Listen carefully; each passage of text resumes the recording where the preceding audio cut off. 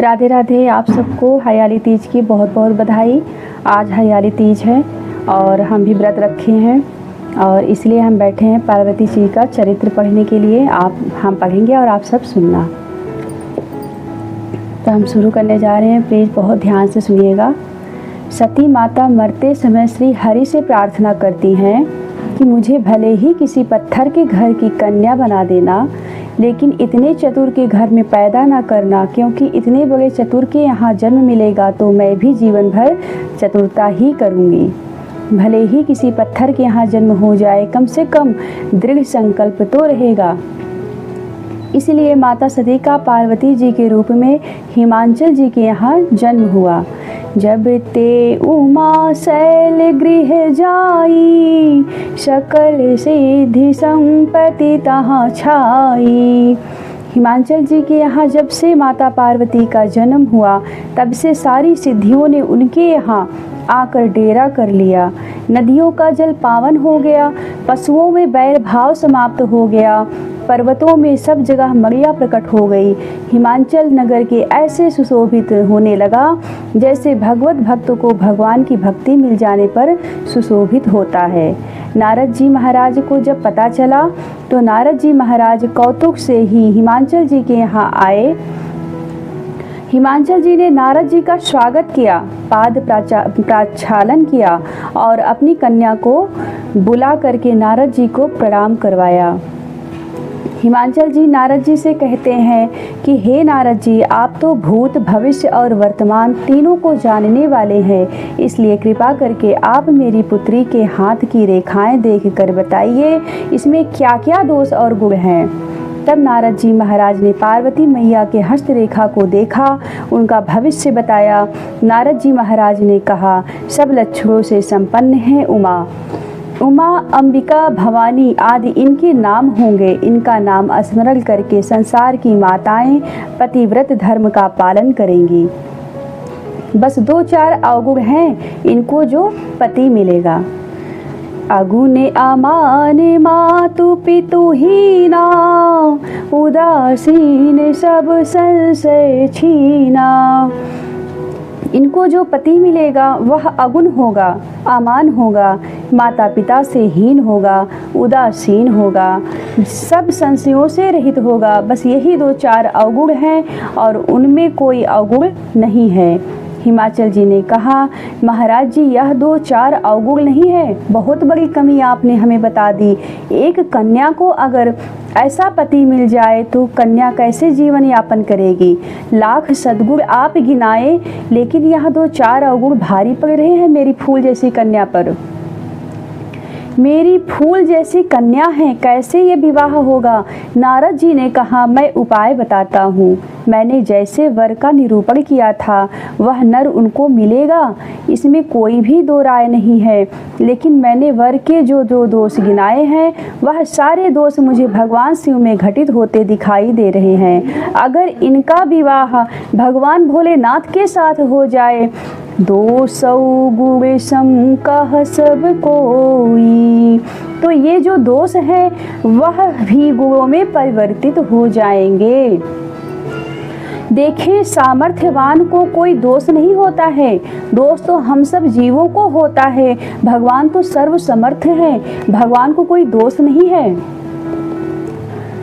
समर्थ कहूँ नहीं दोष गोसाई, रवि पावक सर की नाई। जैसे गंगा मैया को कोई दोष नहीं है, हम गंगा स्नान करन जाते हैं तो मान लीजिए गंगा स्नान करने गए, 1 लोटा गंगा जल लेकर के आए और अब उस गंगा जल से भगवान के स्नान करने वाले ही थे। इतने में एक कुत्ता आया और कुत्ते ने जल में मुँह मार दिया। अब बताओ कितने लोग उस गंगा जल से भगवान को स्नान कराएंगे। कोई करवाएगा?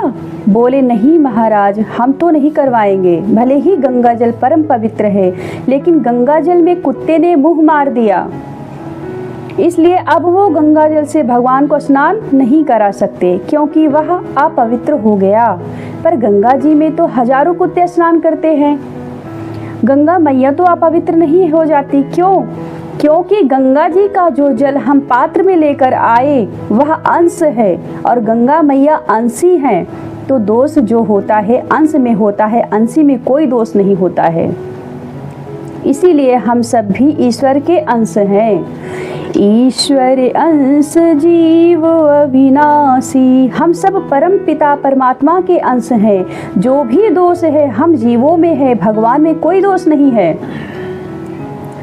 सब प्रकार शंकर अकलंका, भोलेनाथ सर्व सामर्थ्यवान है, उनमें कोई दोष नहीं है। और यदि उनका विवाह भगवान भोलेनाथ के साथ हो जाए तो आनंद आ जाए। इसीलिए जाओ, इनको समझाओ, तपस्या करें। अगले दिन सुबह पार्वती मैया के पास मैना जी आई तो पार्वती मैया ने अपनी माँ को रात का स्वप्न सुनाया। पार्वती मैया ने कहा, मैंने आज रात में सपना देखा है, एक सफ़ेद वस्त्र धारण किए हुए ब्राह्मण ने मुझे उपदेश दिया है, माँ मुझे आज्ञा दीजिए। तब हिमांचल जी और सुनैना जी ने सजल नेत्रों से पार्वती जी को तपस्या करने के लिए विदा किया। पार्वती मैया शिव जी की आराधना करने के लिए जंगलों में आई और बड़ी कठोर साधना करने लगी। अब पार्वती मैया ने कठोर साधना करी, भगवान प्रसन्न हुए। ब्रह्मवाणी हुई कि देवी तुम्हारा मनोरथ सफल हो गया। तुम्हारे पिता जब बुलाने आए तो हठ त्याग करके उनके साथ चली जाना, तुम्हें भोलेनाथ पति के रूप में प्राप्त होंगे। याज्ञवल्क्य जी भरद्वाज जी से बोले कि मैंने पार्वती का सुंदर चरित्र सुनाया, अब शिव जी का सुहावना चरित्र सुनो। उमा चरित सुंदर में गावा, सुनहु शंभु कर चरित सुहावा। जब सती जी ने देह त्याग किया, तब से भोलेनाथ अपने निज स्वरूप को विसार कर धरती में विचरण कर रहे थे। कहीं ऋषि मुनियों को ज्ञान का उपदेश देते और राम जी के गुणों का बखान करते हैं। भोलेनाथ जी ने नेम और प्रेम को जब राम जी ने देखा तो उनसे रहा नहीं गया और साक्षात प्रभु श्री राम शिव जी के सन्मुख प्रकट हो गए। प्रगटे राम कृतज्ञ कृपाला, रूपशील निधि तेज विशाला। बहु प्रकार शंकर ही सराहा, तुम बिनु वस व्रत को निर्वाहा। साक्षात श्री राम ही भोले बाबा के सामने प्रकट हो गए। क्या सुंदर दृश्य है। महाराज भोलेनाथ के सामने भगवान राम प्रकट हैं। भगवान राम ने भोलेनाथ से कहा, वैसे तो हमेशा सबको राम कथा सुनाते हो, किंतु आज मैं आपको कथा सुनाने आया हूँ। भोले बाबा ने कहा, अहो भाग्य हैं, आप कथा सुनाएंगे, ये तो परम सौभाग्य है। मेरे कान तरस रहे हैं कि आप कब अपने मुख से हमें राम कथा सुनाएंगे और मैं सुनूं। भगवान ने कथा तो सुनाई, लेकिन किसकी कथा सुनाई? अपनी कथा सुनाई। क्या? बोले नहीं। अति पुनीत गिरिजा के करनी, बिस्तर सहित कृपा निधि बरनी। पूरे विस्तार से राम जी ने कथा सुनाई, लेकिन अपनी कथा नहीं सुनाई, पार्वती मैया की कथा सुनाई। भगवान कितने दयालु हैं कि जिन सती जी ने राम जी की कथा नहीं सुनी थी, आज हमारे राम जी विस्तार से भोलेनाथ को उन्हीं की कथा सुना रहे हैं। भोलेनाथ के भी आँखों में भी आंसू आ गए। धन्य हो सरकार, जिसने आपकी परीक्षा ली, जिसने आपकी कथा नहीं सुनी, आप अपने मुख से उन्हीं की कथा सुना रहे हैं। धन्य है आप, धन्य है। राम जी ने कहा, भोलेनाथ पूरी कथा सुना दी, अब दक्षिणा भी लूँगा। भोलेनाथ ने कहा, यहाँ तो सरकार सब आपका ही है, जो मर्जी आवे सो ले लीजिए। भगवान राम ने कहा, पक्का तैयार हूँ। भोलेनाथ ने कहा, बिल्कुल तैयार हूँ। राम जी ने कहा, ध्यान पूर्वक सुनो। अब बिनती मम सुनहु शिवो, जो मो पर निज नेहु। जाई विबाहु शैल जही, यह मोहि मांगे देहु। भोले बाबा, यदि आप मेरी कथा से प्रसन्न हैं व मुझसे प्रसन्न हैं तो जाकर पार्वती जी के साथ विवाह कर लीजिए। यही मेरी इच्छा है, यही मेरी इस कथा की दक्षिणा है कि आप इस कथा के बदले जाकर के पार्वती जी के साथ विवाह कर लीजिए। भोलेनाथ ने कहा, वैसे उचित तो नहीं है। कहा शिव, यद्यपि उचित अस नाही, नाथ बचन पुनि मेटि न जाही। यह उचित तो नहीं है, लेकिन आप स्वामी हैं, स्वामी के वचनों को मिटाना ये सेवक धर्म नहीं है, इसलिए मैं आपकी यह आज्ञा को सिरोधार्य करता हूँ। सिरे धरी आयसु करिए तुम्हारा, परम धर्म यहाँ नाथ हमारा। भगवान ने कहा, भोलेनाथ बाकी सब तो ठीक है, लेकिन जो आज्ञा को सिर पर रख रहे हो इसको सिर से उठाकर हृदय में धारण कर लो। भोलेनाथ ने कहा, क्यों?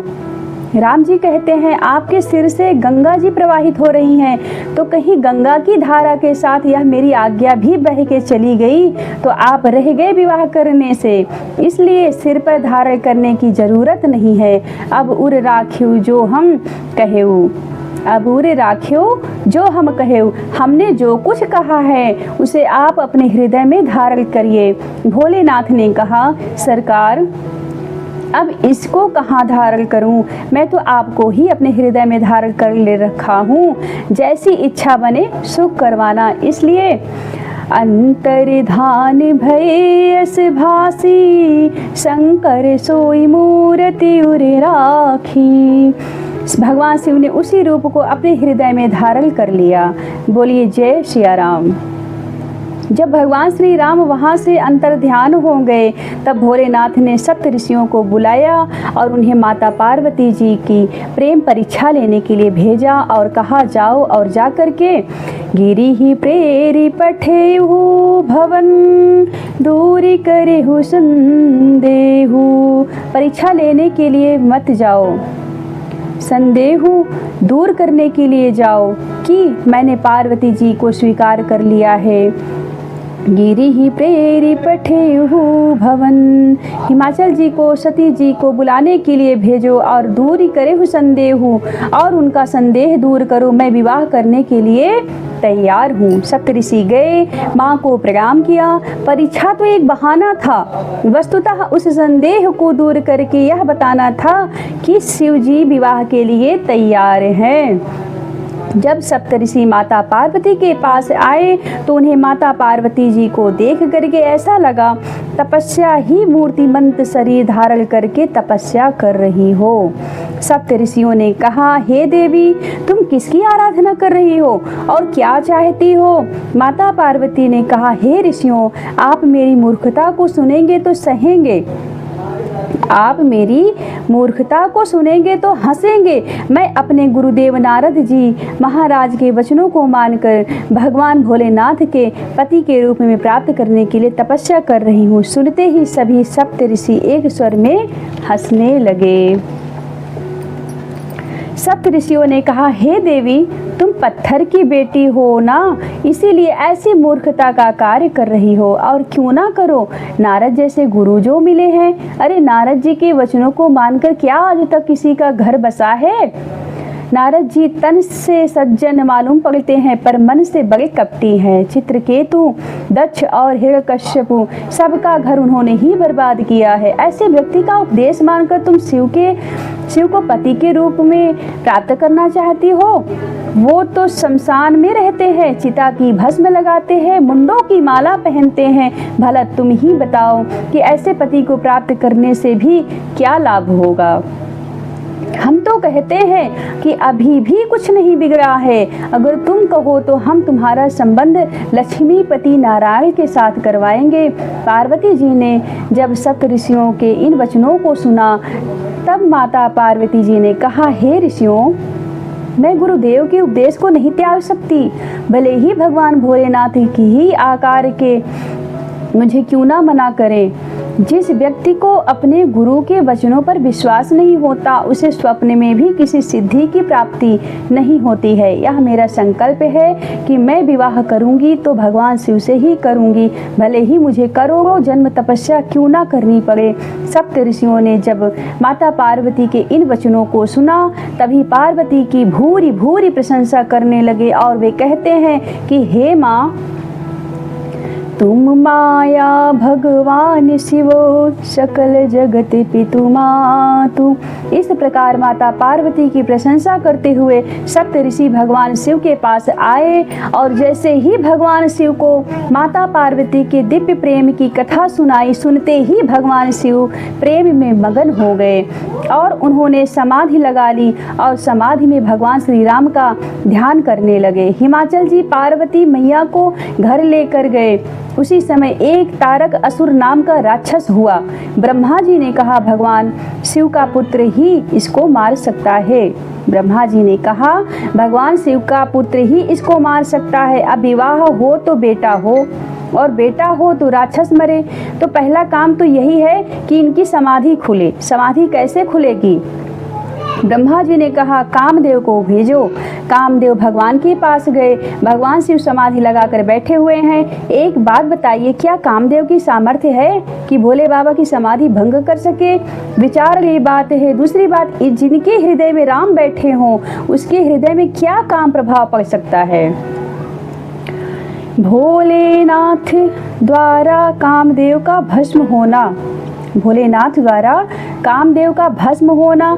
जहाँ राम तहाँ काम नहीं, जहाँ काम नहीं राम, तुलसी कबहू ना रह सके, रवि रजनी एक ठाव। भोलेनाथ द्वारा कामदेव का भस्म होना। जहाँ राम तहाँ काम नहीं, जहाँ काम नहीं राम, तुलसी कबहू ना रह सके, रवि रजनी एक ठाव। तो भोलेनाथ के हृदय में तो पूरे पूरे राम जी बैठे हुए हैं।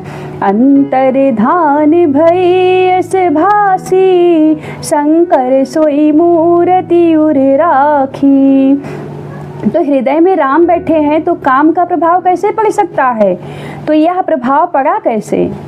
बोले, जैसे ही कामदेव ने बाग चलाया, भगवान राम ने सोचा यदि मैं उनके हृदय से अंतर्धान नहीं हो जाऊंगा तो कामदेव का बाग निष्फल हो जाएगा। लेकिन अगर मैं इनके हृदय से अंतर्धान हो जाऊंगा तो यह मुझे ढूंढने के लिए नेत्र खोल देंगे कि मेरे प्रभु कहाँ चले गए। अतः जैसे कामदेव ने बाग चलाया, ठीक वैसे ही भगवान राम शिव जी के हृदय से अंतर्धान हो गए। बाग इधर हृदय में लग रहा है और उधर राम जी अंतर्धान हो रहे हैं। शिव जी के नेत्र खुले, मेरे सरकार कहाँ चले गए मुझे छोड़ के। और जैसे ही देखा सामने कामदेव नजर आ गया, भोले बाबा को क्रोध हुआ। शिव जी क्रोध में आके तीसरा नेत्र खोल दिया और कामदेव जलकर भस्म हो गया।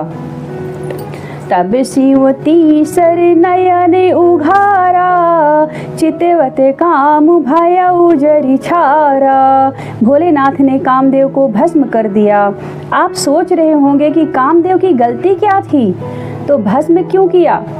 गलती थी कामदेव की। आप जब मानस पढ़ेंगे तो देखेंगे कामदेव वेद मर्यादा को समाप्त कर दिया।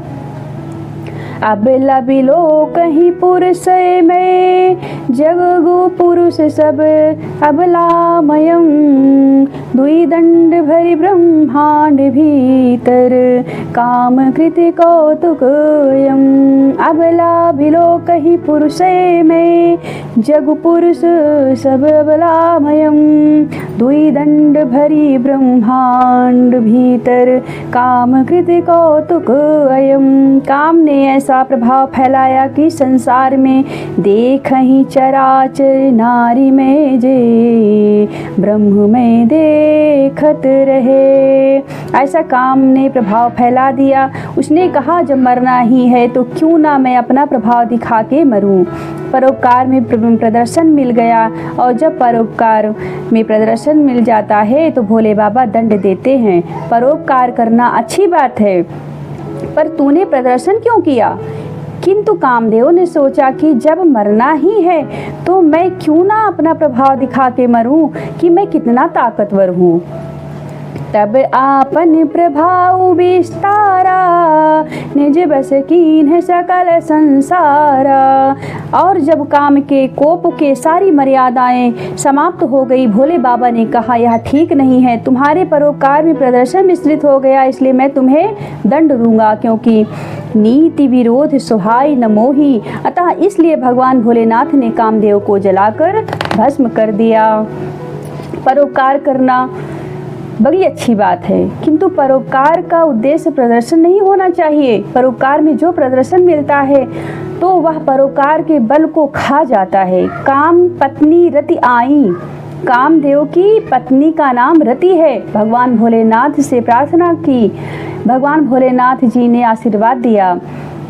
जब जदुवंश कृष्ण अवतारा, होई ही हरन महामही भारा। कृष्ण तनय हुई ही पति तोरा, बचनु अन्यथा होई न मोरा। भगवान ने रति को आशीर्वाद दे दिया, जाओ जब प्रभु राम कृष्ण के रूप में यदुवंश में अवतरित होंगे तब तुम्हारा यह जो पति है कृष्ण तनय होकर प्रकट होगा। रति प्रसन्न होकर चली गई। अब सारे देवता सावधान हो गए कि इनको समझाए कौन। देवता लोग कहते हैं चलो चलो इनकी स्तुति करो, इनको समझाओ, विवाह के लिए तैयार करो। एक देवता ने कहा मुझे तो बहुत डर लगता है इनके सामने जाने में। दूसरे ने कहा तुम क्यों डरते हो, तुम तो अमर देवता हो। उसने कहा रहने दो, जो अभी जलकर भस्म हो गया वह भी अमर ही था, मनुष्य थोड़ी था। इनका तीसरा नेत्र खुलेगा तो भस्म होना ही पड़ेगा, चाहे अमर हो या ना हो, फर्क नहीं पड़ता है। ब्रह्मा जी ने कहा अच्छा चलो रहने दो, हम समझाते हैं।